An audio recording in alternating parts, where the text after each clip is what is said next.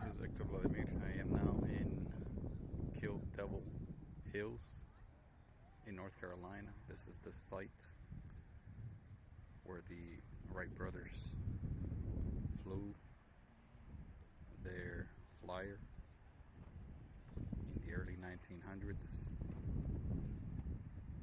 and this is the site where a lot of it happened. So I am here right now to check out the place and to document maybe some of the locations, details of the occurrences of those times, those days.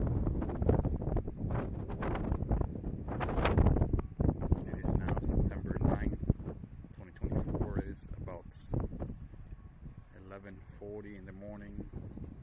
It's a cool morning. Temperatures are cooling down quite well these last few days. We'll see how the weather goes. Partly cloudy, and quite a bit of people here. This is a complex that apparently has a museum over there past the flagpole, and the site is over there, the memorial. This seems to be a solar panel installation here at the Wright Brothers Memorial Park, and it seems to be connected to a meter. I'm not sure if that's a meter that comes from the utility service here. Perhaps it's a system that is grid tied. It also has apparently an outback, maybe a charge controller, or maybe it's just a disconnect. Can't really tell. But it's quite refreshing to see renewable energy being used here. I'm not sure if it's being used to completely power the restroom area there, or it's just system that is grid tied and it's just merely saving energy, and perhaps using a lot of the energy from renewable source. The gentleman over there flying kites. Perhaps this is among the best areas in the region, if not the nation, to fly such things, kites and stuff. I saw some signs that said that there was a school for paragliding, parasailing, or something of the sort. So this area is obviously good for flying machines, flying equipment, flying gear. And I believe the Wright brothers did come here, perhaps in other areas as well, to fly their kites. They were kite builders or glider builders before they became aviators, early pioneer aviators. And again, it's a stepping stone. Gliding machines or gliders are a stepping stone for flying machines, of course. And as you can see, the hill there, it does elevate quite a bit. Has quite a bit of elevation. So I'm going to find out if that is actually the hill where the flight took place, or if it was merely one among many, or if it was one among many hills where gliders were tested. The Wright brothers did test a number of gliders, so we'll see if, again, this is the case. The site where the Wright brothers came and tested their equipment. I do have some doubts as far as dates and achievements of the Wright brothers. I have mentioned that in the past. I am partly here to clarify maybe some of those, or to perhaps solidify some of those, or to just perhaps sort them out and see which ones hold validity and which ones don't. Questions, doubts, concerns, fuzziness as far as dates, times, achievements again, unsureness of really what happened. The evidence, I believe, is quite scant, quite meager as far as the actual first flight and exactly how and when it took place. So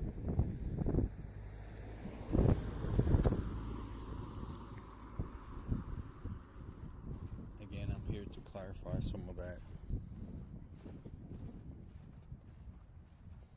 People here on road, on cars, quite rude for not stopping, letting me pass. And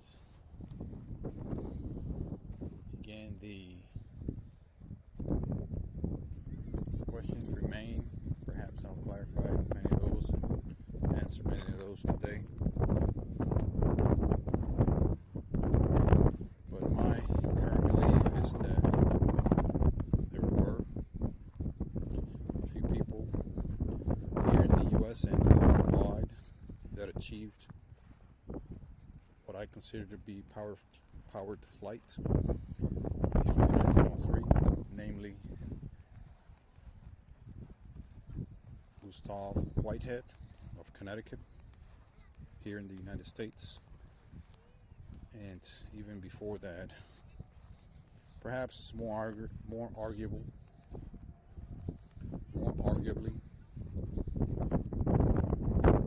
Clement Ader of France, more arguably achieved controlled powered flight in the late 1800s, 1896, 1897, 98, I believe it was. So, and even more arguably, I believe, the early aviator from Brazil called, I'm having to whisper here because this is hollowed ground when it comes to aviation history and the such. I'm having to basically keep it to a whisper because the sentiment is quite high here when it comes to the adamant belief that the Wright brothers were the first ones to achieve controllable powered flight. Again, Santos Dumont is believed to have achieved this feat before the Wrights did. And this is a belief that is pretty commonly accepted in other nations such as Brazil.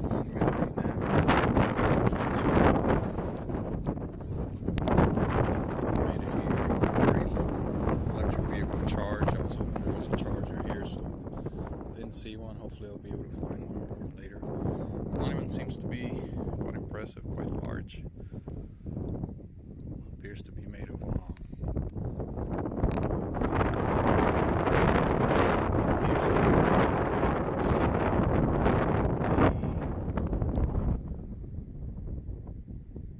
the tail of an airplane.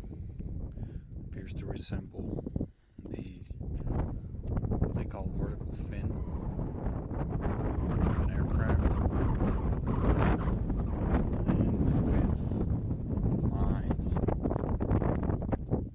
several lines there on each side at an angle. Seems to be to have some sort of lighthouse or lighting structure there on top, perhaps like lights up at night. It's a lighting mechanism.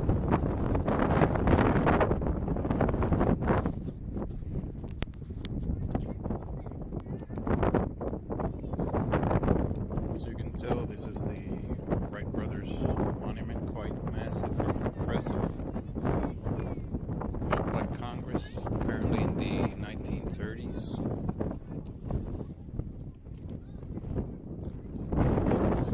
I'm not sure what its contents. I doubt the remains of the brothers are here.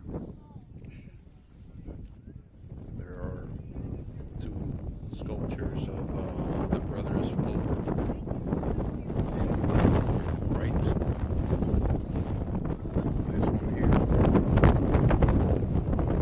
Wilbur says replacements courtesy of friends a gift to the United States Electric Company of Gallon, Ohio, by the sculptor Oscar J.W. Hansen, 1960. As you can hear, it is quite windy here. This is a extremely windy area, of course. A ideal site for flying of machines, testing of flying machines and such.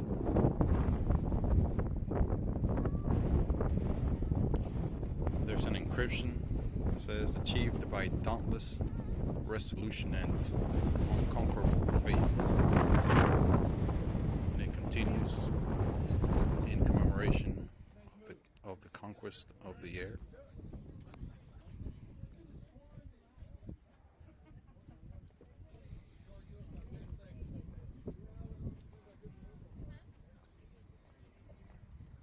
And it continues by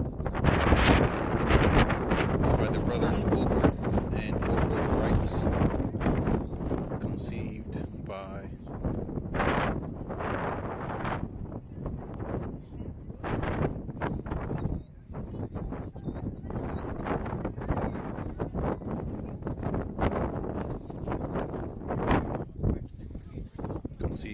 genius. There's the inscription there that says, erected by the Congress of the United States, begun in 1928 and dedicated in 1932. The inscription continues, but it starts over.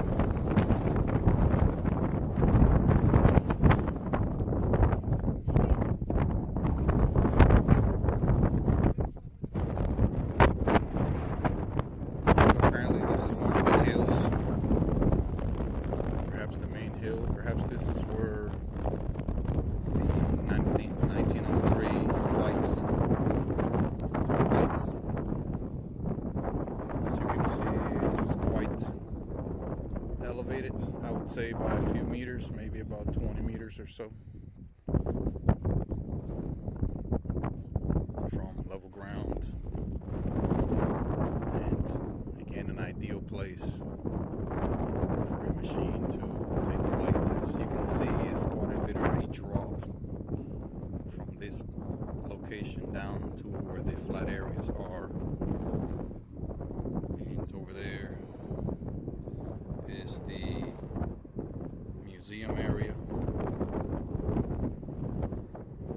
This is a very thin land area in comparison to the main islands. This is a small island. You can see the sea on each end, each side of the island. This is a very narrow strip of land, perhaps only 2 kilometers, maybe a couple of miles. And as you can see, I don't know if you can catch that over there in the video, there's a bunch of sand dunes over there that are bare sand, yellow, what looks like beach sand. Of course, this is a coastal beach area, so perhaps the Wright brothers performed tests in many of these sand dunes. According to photographic evidence of the time, there were quite a bit of sand dunes. This perhaps was one of them. Perhaps was bare of grass at the time, per the pictures, as the pictures show. It's covered with grass now. This may have been put here to hold ground for this monument.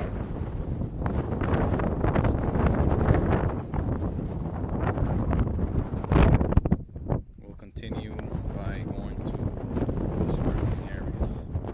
Perhaps walk around the grounds and get a feel.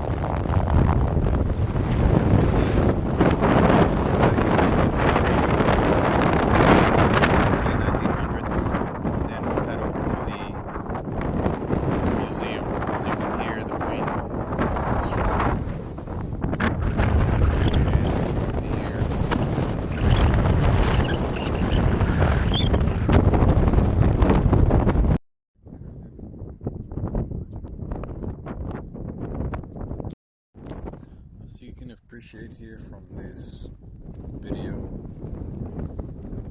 there's quite a bit of elevation between the level ground there and the distance where the vehicle is and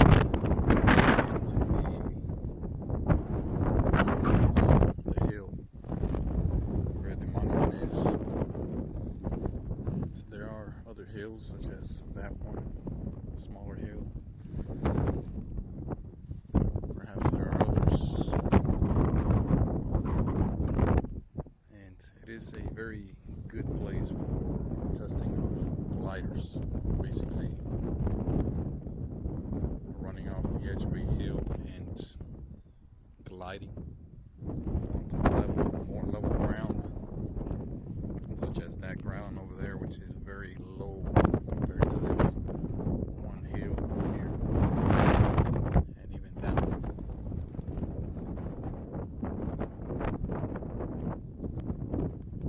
The elevation differences together with the high winds again are optimal and very good areas for testing gliders, which I know that the Wrights were avid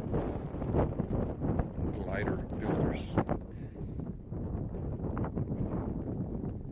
And that's one of my questions I have in 1903, whether what they call the flyer, 1903 flyer, which is the first attempt at powered flight, could be considered a flying machine, since it took this many, that much height difference. If in fact this was the site where the first flight took place, if it took that much of a height difference between where they took off and where they landed, it makes me question whether that machine was mostly gliding as opposed to flying on its own, by its own power. So that's my concern and question, and something that I perhaps will clarify a bit later. So we'll see.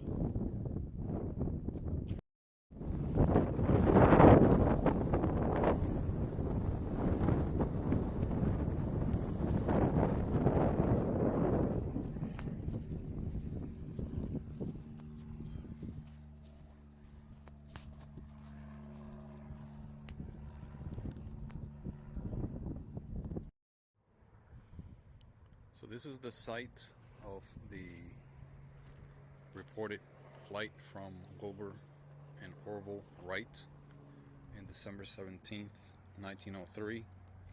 As you can see, this is the marker number 4, the milestone, as they call it. It says here it was the end of the 4th flight that day. Again, December 17th, 1903, the time that it took to get from that first big stone over there 852 feet away. Took 59 seconds. So walking this distance is quite a bit of distance, 852 feet. It's a long way. And according to the report, it was powered. So walking towards the powered controlled milestone flight marker that took place. Excuse me, the third marker. And these reportedly, all these four flights happened reportedly on the same day, all on December 17th. I imagine it was quite cold that morning, especially in those times. It may have been a lot colder. It may have gotten a lot colder than it does today in these times. So there's a mile marker or stone marker 3, and it says the end of the third flight. The time it took was 15 seconds, distance about 200 feet. Again, on December 17, 1903, the pilot was Orville Wright. Mile marker 2. The end of the second flight, the time it took was about 12 seconds. The distance was about 175 feet. Again, December 17, 1903. Pilot was Wilbur Wright.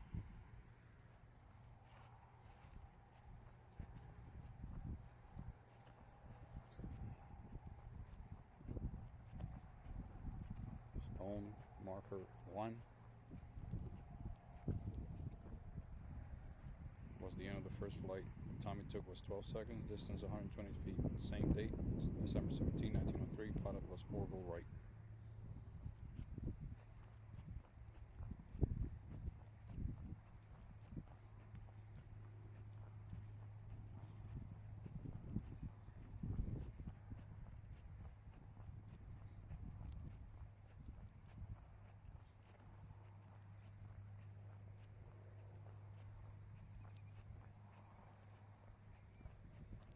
See the rail on the ground. There's a marker here. It says first flight 100th anniversary 1903 to 2003.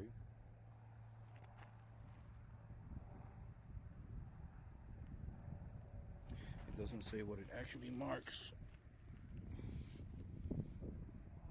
It says North Carolina Geodesic Survey, NOAA, National Geodesic Survey, National Park Service. So the rail, as you can see, is right there. It looks like it's a 2x4 piece of lumber attached with some metal strips on top. I'm not sure if this was the exact construction of it. There's a marker here. First successful flight of an airplane was made from this spot by Orville Wright, December 17, 1903, in a machine designed and built by Wilbur Wright and Orville Wright. This table was erected by the National Aeronautic Association of the USA, December 17, 1928, to commemorate the 25th anniversary of this event.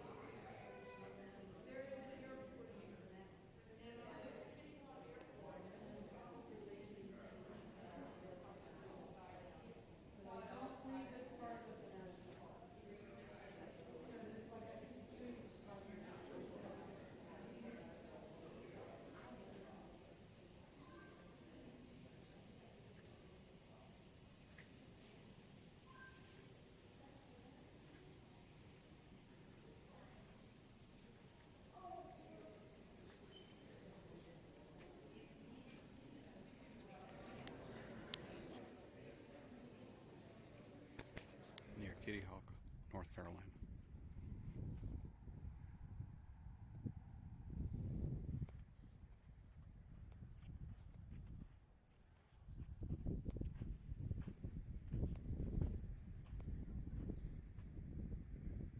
Over there in the distance, in the middle, it's a hand gliding school. They're teaching people how to hand glide.